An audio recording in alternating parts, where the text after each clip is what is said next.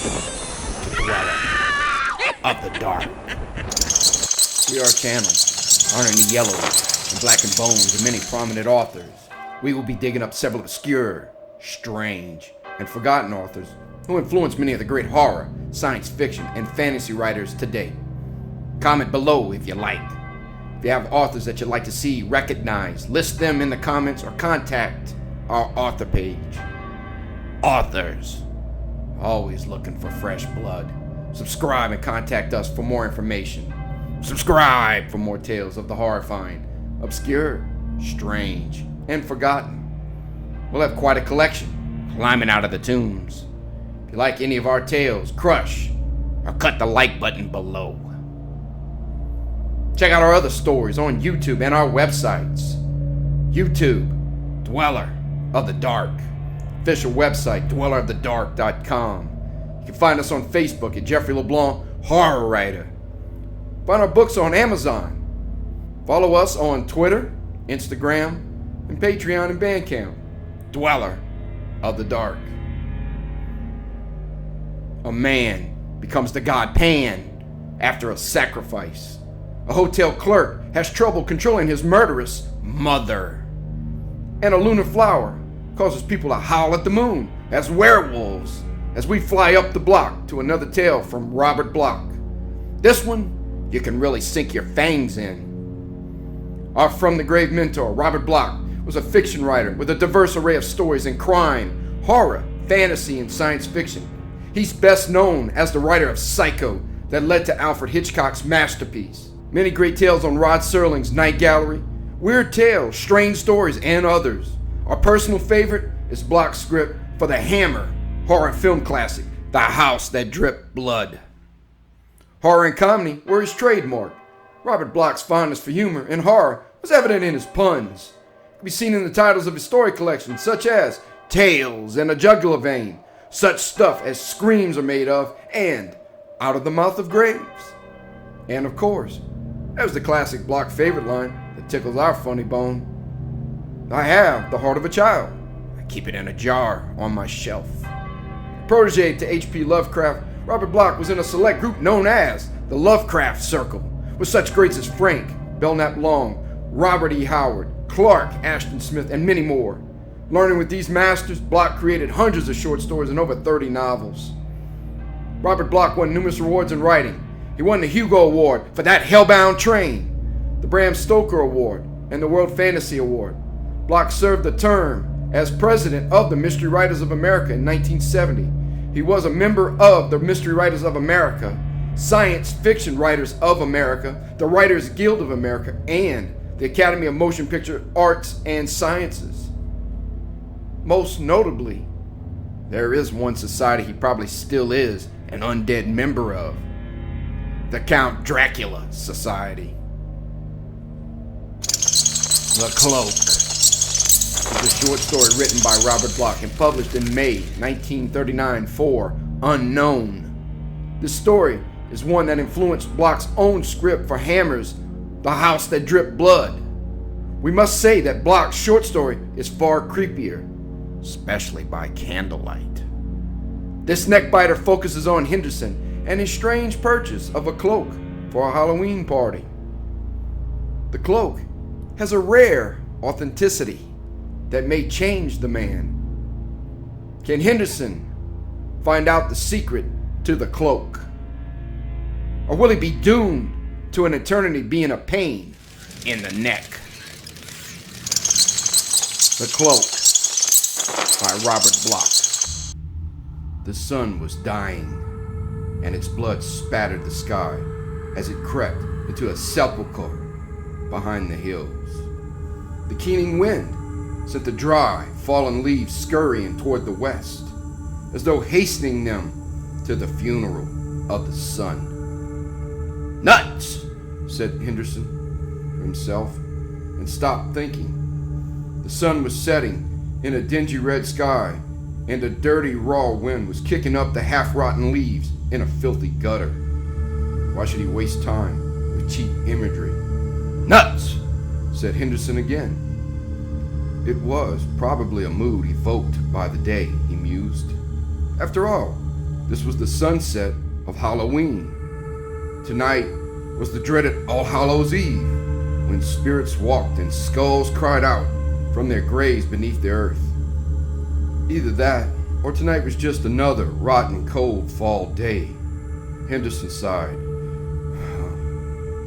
There was a time, he reflected, when the coming of this night meant something. A dark Europe, groaning in superstitious fear, dedicated this eve to the grinning unknown. A million doors had once been barred against the evil visitants. A million prayers mumbled, a million candles lit. There was something majestic about the idea, Henderson reflected. Life had been an adventure in those times, and men walked in terror of what the next turn of a midnight road might bring. They had lived in a world of demons and ghouls and elementals who sought their souls, and by heaven, in those days, a man's soul meant something. This new skepticism had taken a profound meaning away from life. Men no longer revered their souls. Nuts, said Henderson again, quite automatically. There was something crude and 20th century about the coarse expression which always checked his introspective flights of fancy. The voice in his brain that said nuts took the place of humanity to Henderson. Common humanity, which would echo the same sentiment upon hearing his secret thoughts.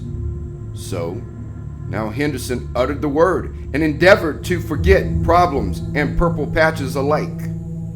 He was walking down the street at sunset to buy a costume for the masquerade party tonight, and he had much better concentrate on finding the costumers before it closed than waste his time daydreaming about Halloween. His eyes searched the darkening shadows of the dingy buildings lining the narrow thoroughfare. Once again, he peered at the address he had scribbled down after finding it in the phone book. Why the devil didn't they light up the shops when it got dark? He couldn't make out numbers. This was a poor, run-down neighborhood, but after all, abruptly, Henderson spied the place across the street and started over. He passed the window and glanced in. The last rays of the sun slanted over the top of the building across the way and fell directly on the window and its display. Henderson drew a sharp intake of breath. He was staring at a costumer's window, not looking through a fissure into hell. Then why was it all red fire, lighting the grinning visages of fiends? Sunset, Henderson muttered aloud. Of course it was, and the faces were merely clever masks, such as would be displayed in this sort of place. Still, it gave the imaginative man a start. He opened the door and entered. The place was dark and still. There was a smell of loneliness in the air, the smell that haunts all places long undisturbed, tombs and graves in deep woods and caverns in the earth, and nuts. What the devil was wrong with him anyway? Henderson smiled apologetically at the empty darkness. This was the smell of the costumer's shop, and it carried him back to college days of amateur theatricals. Henderson had known this smell of mothballs, decayed furs, grease paint, and oils.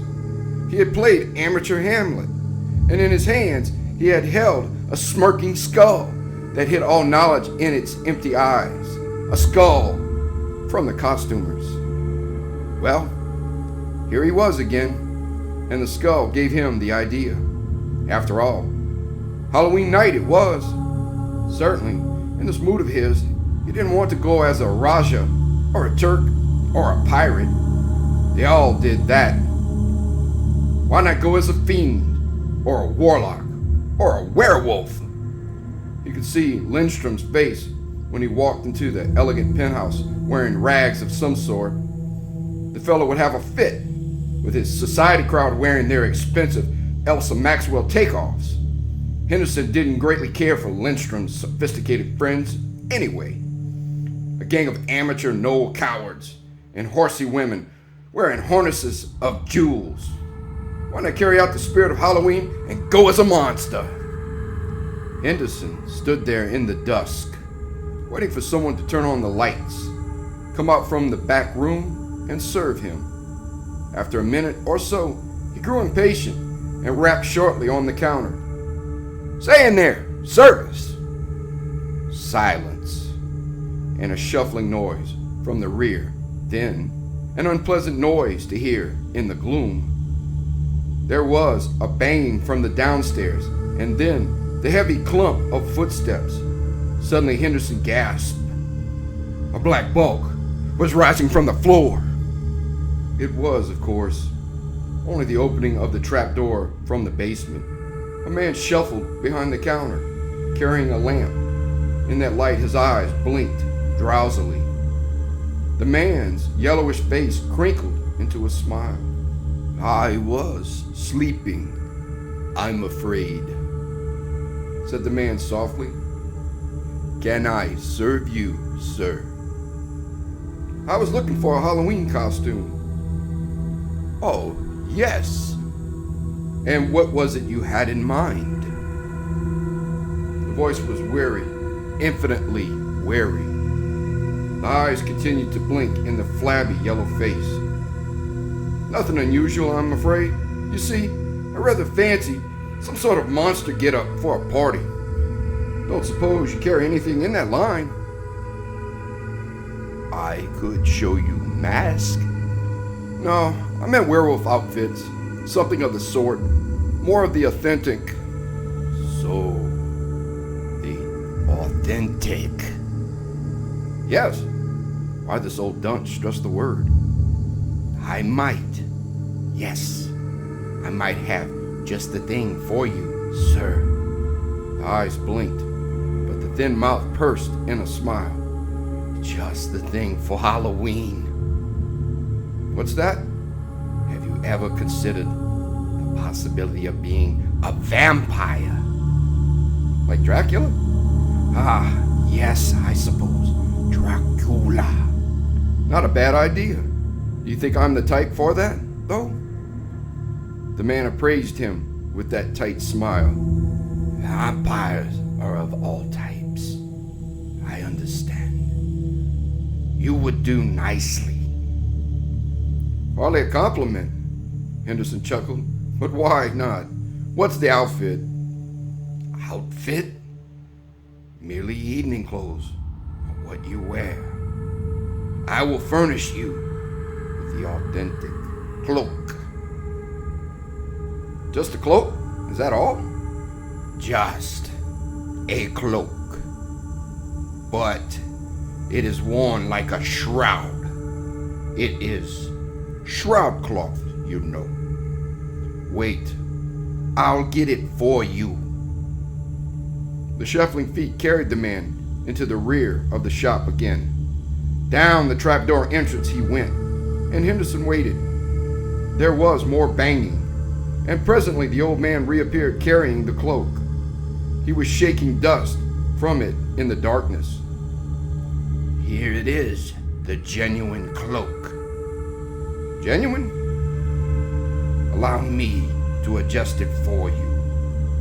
It will work wonders, I'm sure." The cold, heavy cloth hung draped about Henderson's shoulders. The faint odor rose mustily in his nostrils as he stepped back and surveyed himself in the mirror. The lamp was poor, but Henderson saw that the cloak effected a striking transformation in his appearance. His long face seemed thinner. His eyes were accentuated in the facial pallor, heightened by the somber cloak he wore. It was a big, black shroud. "Genuine," murmured the old man. He must have come up suddenly, for Henderson hadn't noticed him in the glass. "I'll take it," Henderson said.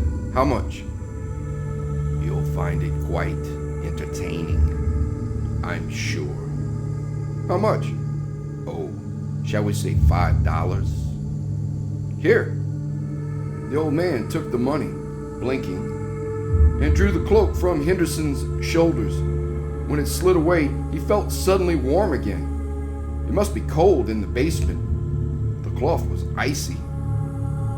The old man wrapped the garment, smiling, and handed it over. "I'll have it back tomorrow," Henderson promised. No need. You purchased it. It is yours. "But I am leaving business shortly.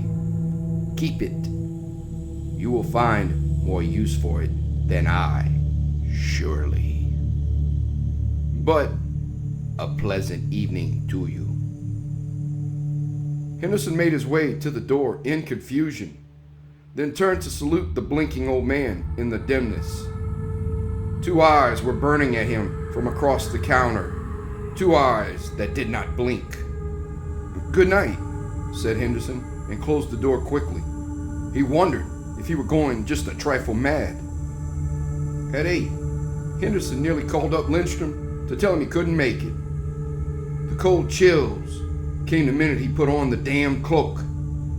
And when he looked at himself in the mirror, his blurred eyes could scarcely make out the reflection. But after a few drinks, he felt better about it.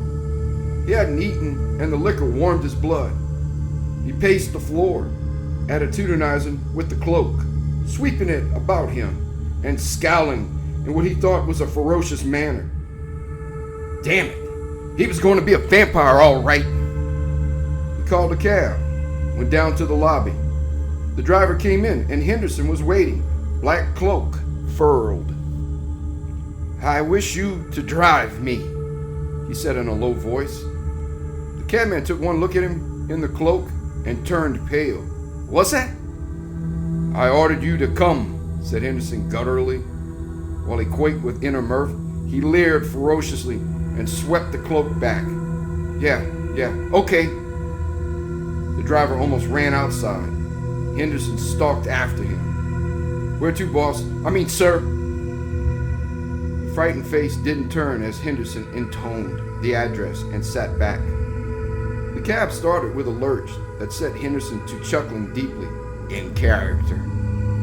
At the sound of the laughter, the driver got panicky and raced his engine up to the limit set by the governor. Henderson laughed loudly, and the impressionable driver fairly quivered in his seat. It was quite a ride, but Henderson was entirely unprepared to open the door and find it slammed after him as the cabman drove hastily away without collecting a fare. "I must look the part," he thought complacently, as he took the elevator up to the penthouse apartment. There were 3 or 4 others in the elevator. Henderson had seen them before at other affairs Lindstrom had invited him to attend, but nobody seemed to recognize him. It rather pleased him to think how his wearing of an unfamiliar cloak and an unfamiliar scowl seemed to change his entire personality and appearance. Here the other guests had donned elaborate disguises. One woman wore the costume of a Watteau shepherdess. Another was attired as a Spanish ballerina. A tall man dressed as Pagliacci, and his companion had donned a toreador outfit. Yet Henderson recognized them all, knew that their expensive habiliments were not truly disguises at all, but merely elaborations calculated to enhance their appearance. Most people at costume parties gave vent to their suppressed desires. The women showed off their figures. The men either accentuated their masculinity, as the toreador did, or clowned it. Such things were pitiful. These conventional fools, eagerly doffing their dismissal business suits and rushing off to a lodge or amateur theatrical or masked ball in order to satisfy their starving imaginations. Why didn't they dress in garish colors on the street? Henderson often pondered the question. Surely, these society folk in the elevator were fine-looking men and women in their outfits, so healthy, so red-faced, and full of vitality. They had such robust throats and necks. Henderson looked at the plump arms of the woman next to him. He stared without realizing it for a long moment, and then he saw that the occupants of the car had drawn away from him. They were standing in the corner as though they feared his cloak and scowl, and his eyes fixed on the woman. Their chatter had ceased abruptly. The woman looked at him as though she were about to speak when the elevator doors opened and afforded Henderson a welcome respite. What the devil was wrong? First the cab driver, then the woman. Had he drunk too much? Well, no chance to consider that. Here was Marcus Lindstrom, and he was thrusting a glass into Henderson's hand. What have we here? A boogeyman. It needed no second glance to perceive that Lindstrom, as usual at such affairs, was already quite bottle dizzy. The fat host was positively swimming in alcohol. Have a drink, Henderson, my lad. I'll take mine from the bottom. That outfit of yours gave me a shock. Where'd you get the makeup? Makeup? I'm not wearing any makeup. Oh, sure you're not. How silly of me. Henderson wondered if he were crazy. Had Lindstrom really drawn back? Were his eyes actually filled with a certain dismay? Oh, the man was obviously intoxicated. I'll see you later, blabbed Lindstrom, edging away and quickly turning to the other arrivals. Henderson watched the back of Lindstrom's neck. It was fat and white. It bulged over the collar of his costume, and there was a vein in it. A vein in Lindstrom's fat neck. Frightened Lindstrom. Henderson stood alone in the anteroom. From the parlor beyond came the sound of music and laughter, party noises. Henderson hesitated before entering. He drank from the glass in his hand, Bacardi rum and powerful. On top of his other drinks, it almost made the man reel. But he drank, wondering. What was wrong with him and his costume? Why did he frighten people? Was he unconsciously acting his vampire role? That crack of Lindstrom's about makeup now. Acting on impulse, Henderson stepped over to the long panel mirror in the hall. He lurched a little, then stood in the harsh light before it. He faced the glass, stared into the mirror, and saw nothing. He looked at himself in the mirror, and there was no one there. Henderson began to laugh softly, evilly, deep in his throat. As he gazed into the empty, unreflecting glass, his laughter rose in black glee. I'm drunk, he whispered. I must be drunk. Mirror in my apartment made me blurred. Now I'm so far gone I can't see straight. Sure, I'm drunk. Been acting ridiculously, scaring people. Now I'm seeing hallucinations. Or not seeing them, rather. Visions? Angels? His voice lowered. Sure. Angels. Standing right in back of me now. Hello, angel. Hello. Henderson whirled. There she stood, in the dark cloak, her hair a shimmering halo above her white, proud face, her eyes celestial blue, and her lips infernal red. Are you real? Asked Henderson gently. Or am I a fool to believe in miracles? This miracle's name is Sheila Darley, and it would like to powder its nose if you please.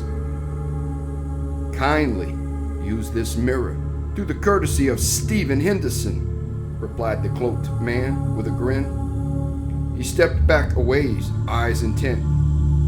The girl turned her head and favored him with a slow, impish smile. Haven't you seen powder used before? She asked. Didn't know angels indulged in cosmetics, Henderson replied. But then there's a lot I don't know about angels. From now on, I shall make them a special study of mine. There's so much I want to find out. So you'll probably find me following you around with a notebook all evening. Notebooks for a vampire?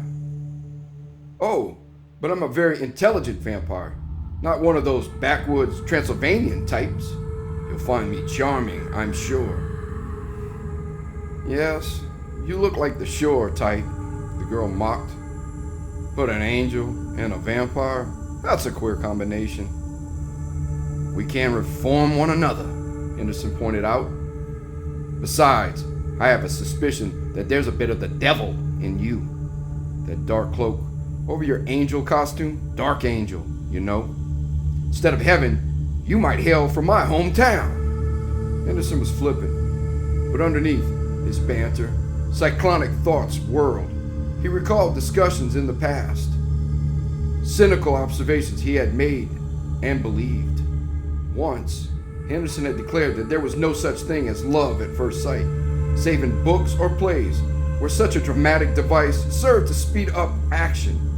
He asserted that people learned about romance from books and plays and accordingly adopted a belief in love at first sight, when all one could possibly feel was desire. And now this Sheila, this blonde angel, had to come along and drive out all thoughts of morbidity, all thoughts of drunkenness and foolish gazings into mirrors from his mind, had to send him madly plunging into dreams of red lips, ethereal blue eyes, and slim white arms. Something of his feelings had swept into his eyes, and as the girl gazed up at him, she felt the truth.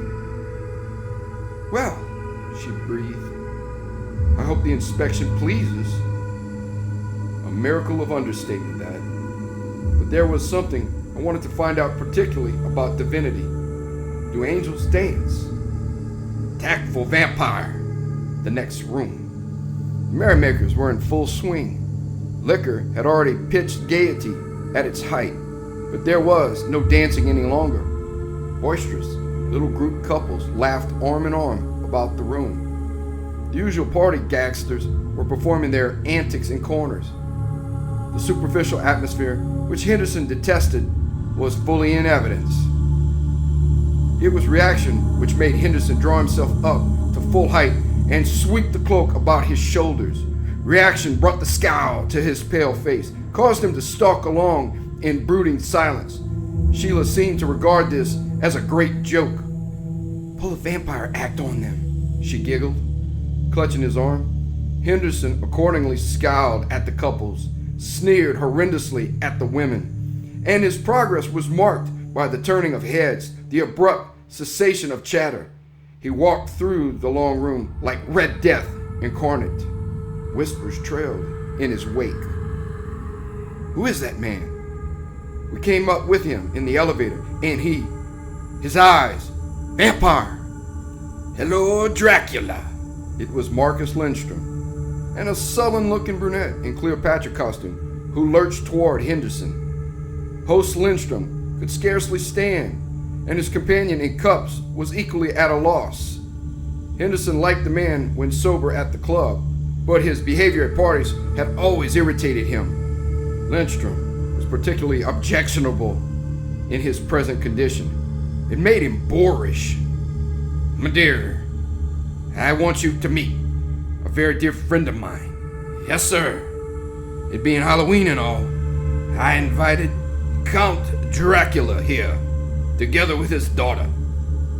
Asked his grandmother, but she's busy tonight at a Black Sabbath, along with Aunt Jemima. Ha! Count, meet my little playmate." The woman leered up at Henderson. "Ooh, Dracula, what big eyes you have. Ooh, what big teeth you have. Ooh." "Really, Marcus?" Henderson protested, but the host had turned and shouted to the room. "Folks, meet the real goods, only genuine living vampire in captivity. Dracula Henderson, only existing vampire with false teeth." In any other circumstance, Henderson would have given Lindstrom a quick, efficient punch on the jaw. But Sheila was at his side. It was a public gathering. Better to humor the man's clumsy jest. Why not be a vampire? Smiling quickly at the girl, Henderson drew himself erect, faced the crowd, and frowned. His hands brushed the cloak. Funny, it still felt cold. Looking down, he noticed for the first time that it was a little dirty at the edges, muddy or dusty. But the cold silk slid through his fingers as he drew it across his breast with one long hand. The feeling seemed to inspire him. He opened his eyes wide and let them blaze. His mouth opened. A sense of dramatic power filled him, and he looked at Marcus Lindstrom's soft, fat neck with the veins standing in the whiteness. He looked at the neck, saw the crowd watching him, and then the impulse seized him. He turned, eyes on that creasy neck, that wobbling, creasy neck of the fat man. Hands darted out. Lindstrom squeaked like a frightened rat. He was a plump, sleek white rat, bursting with blood. Vampires liked blood. Blood from the rat, from the neck of the rat, from the vein in the neck of the squeaking rat. Warm blood. The deep voice was Henderson's own. The hands were Henderson's own. The hands that went around Lindstrom's neck as he spoke. The hands that felt the warmth that searched out the vein. Henderson's face was bending from the neck, and as Lindstrom struggled, his grip tightened. Lindstrom's face was turning purple. Blood was rushing to his head. That was good. Blood! Henderson's mouth opened. He felt the air on his teeth. He bent down toward that fat neck, and then, "Stop. That's plenty." The voice, the cooling voice of Sheila, her fingers on his arm. Henderson looked up, startled. He released Lindstrom, who sagged with open mouth. The crowd was staring, and their mouths were all shaped in the instinctive O of amazement. Sheila whispered, "Bravo! Served him right, but you frightened him." Henderson struggled a moment to collect himself. Then he smiled and turned. "Ladies and gentlemen," he said, "I have just given a slight demonstration to prove to you that our host said of me was entirely correct. I am a vampire. Now that you have been given fair warning, I'm sure you will be in no further danger. If there is a doctor in the house, I can, perhaps, arrange for a blood transfusion."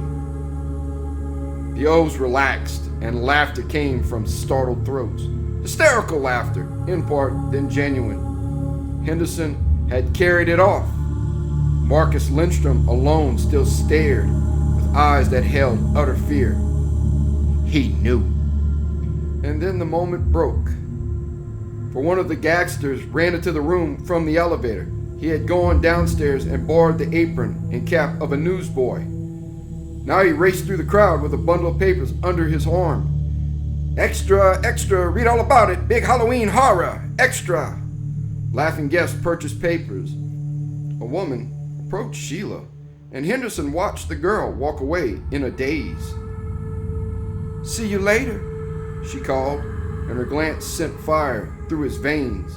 Still, he could not forget the terrible feeling that came over him when he had seized Lindstrom. Why? Automatically, he accepted a paper from the shouting pseudo-newsboy. "Big Halloween horror," he had shouted. What was that? Blurred eyes searched the paper. Then Henderson reeled back. That headline. It was an extra, after all. Henderson scanned the columns with mounting dread.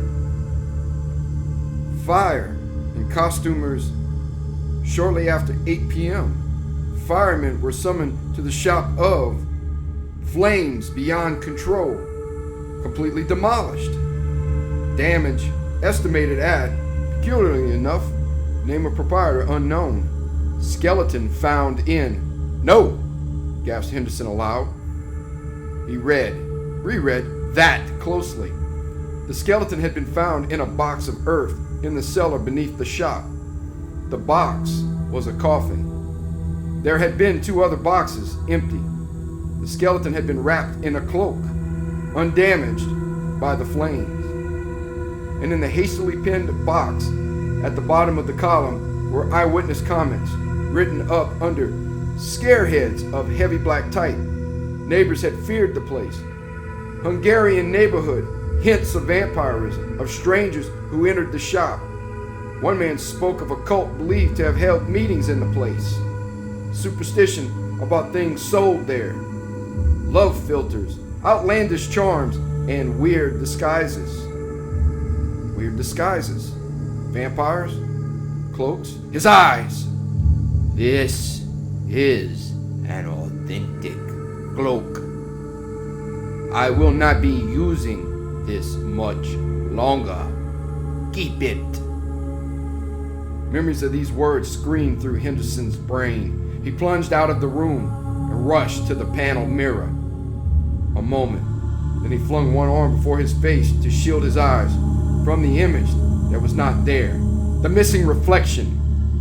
Vampires have no reflections. No wonder he looked strange. No wonder arms and necks invited him. He had wanted Lindstrom. Good God! The cloak had done that. The dark cloak with the stains of earth, grave earth. The wearing of the cloak, the cold cloak, had given him the feelings of a true vampire. It was a garment, accursed, a thing that had lain on the body of one undead. The rusty stain along one sleeve was blood. Blood! It would be nice to see blood, to taste its warmth, its red light flowing. No, that was insane. He was drunk, crazy. Ah, my pale friend, the vampire. It was Sheila again. And above all horror rose the beating of Henderson's heart as he looked at her shining eyes, her warm mouth shaped in red invitation. Henderson felt a wave of warmth. He looked at her white throat rising above her dark, shimmering cloak, and another kind of warmth rose. Love, desire, and a hunger. She must have seen it in his eyes, where she did not flinch. Instead, her own gaze burned in return. Sheila loved him too. With an impulsive gesture, Henderson ripped the cloak from about his throat. The icy weight lifted. He was free. Somehow he hadn't wanted to take the cloak off, but he had to. It was a cursed thing, and in another minute, he might have taken the girl in his arms, taken her for a kiss, and remained too. But he dared not think of that. Tired of masquerading? She asked. With a similar gesture, she too removed her cloak and stood, revealed in the glory of her angel robe. Her blonde, statuesque perfection forced a gasp to Henderson's throat. Angel, he whispered. Devil, she mocked. And suddenly they were embracing.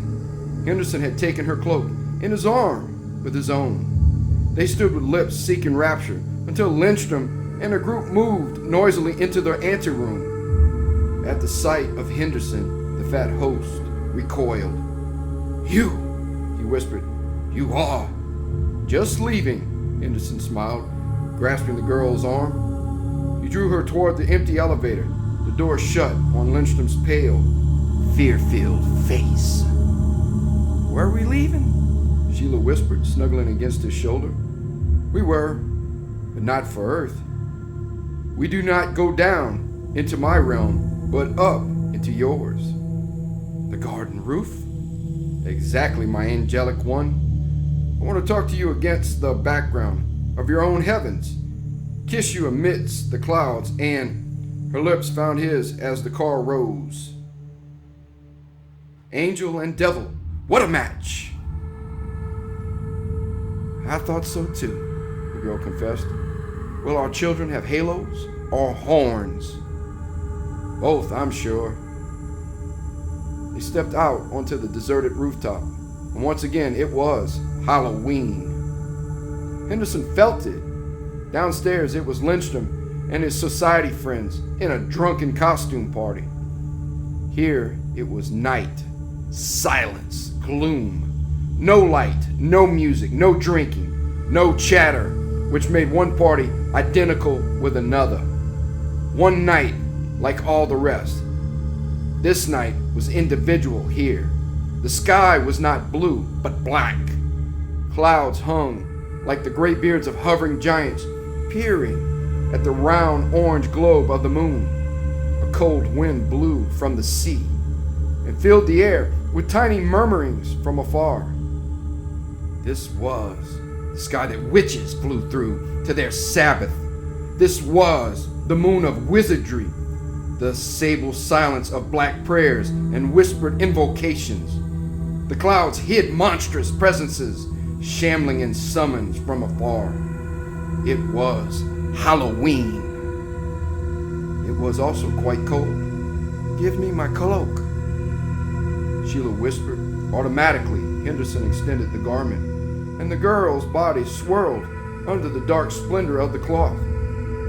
Her eyes burned up at Henderson with a call he could not resist. He kissed her, trembling. "You're cold," the girl said. "Put on your cloak." "Yes, Henderson," he thought to himself, "put on your cloak while you stare at her throat. Then, the next time you kiss her, you will want her throat, and she will give it in love, and you will take it in hunger." "Put it on, darling, I insist," the girl whispered. Her eyes were impatient, burning with an eagerness to match his own. Henderson trembled. "Put on the cloak of darkness, the cloak of the grave, the cloak of death, the cloak of the vampire, the evil cloak filled with a cold life of its own that transformed his face, transformed his mind, made his soul instinct with awful hunger. Here." The girl's slim arms were about him, pushing the cloak onto his shoulders. Her fingers brushed his neck caressingly as she linked the cloak about his throat. Henderson shivered. Then he felt it through him, that icy coldness turning to a more dreadful heat. He felt himself expand, felt the sneer cross his face. This was power! And the girl before him, her eyes taunting, inviting. He saw her ivory neck, her warm, slim neck waiting. It was waiting for him, for his lips, for his teeth. No, it couldn't be. He loved her. His love must conquer this madness. Yes, wear the cloak, defy its power, and take her in his arms as a man, not as a fiend. He must. It was the test. "Sheila." Funny how his voice deepened. "Yes, dear." "Sheila, I must tell you this." Her eyes so alluring. "It would be easy." "Sheila, please. You read the paper tonight?" "Yes. I got my cloak there. I can't explain it. You saw how I took Lindstrom. I wanted to go through with it. Do you understand me? I meant to bite him. Wearing this damnable thing makes me feel like one of those creatures." Why didn't her stare change? Why didn't she recoil in horror? Such trusting innocence. Didn't she understand? Why didn't she run? Any moment now, he might lose control, seize her. "I love you, Sheila. Believe that. I love you." "I know." Her eyes gleamed in the moonlight. "I want to test it. I want to kiss you wearing this cloak. I want to feel that my love is stronger than this thing. If I weaken, promise me you'll break away and run quickly. But don't misunderstand. I must face this feeling and fight it. I want my love for you to be that pure, that secure. Are you afraid?" "No." Still she stared at him, just as he stared at her throat. If she knew what was in his mind. "You don't think I'm crazy? I went to this costumer's. He was a horrible little old man, and he gave me the cloak. Actually told me it was a real vampire's. I thought he was joking, but tonight I didn't see myself in the mirror, and I wanted Lindstrom's neck, and I want you. But I must test it." "You're not crazy, I know. I'm not afraid." Then the girl's face mocked. Henderson summoned his strength. He bent forward, his impulses battling. For a moment, he stood there under the ghastly orange moon, and his face was twisted in struggle. And the girl lured. Her odd, incredibly red lips parted in a silvery, chuckly laugh as her white arms rose from the black cloak she wore to circle his neck gently. I knew when I looked in the mirror. I knew you had a cloak like mine. Got yours where I got mine. Queerly, her lips seemed to elude his as he stood frozen for an instant of shock. Then he felt the icy hardness of her sharp little teeth on his throat, a strangely soothing sting, and an engulfing blackness rising over him.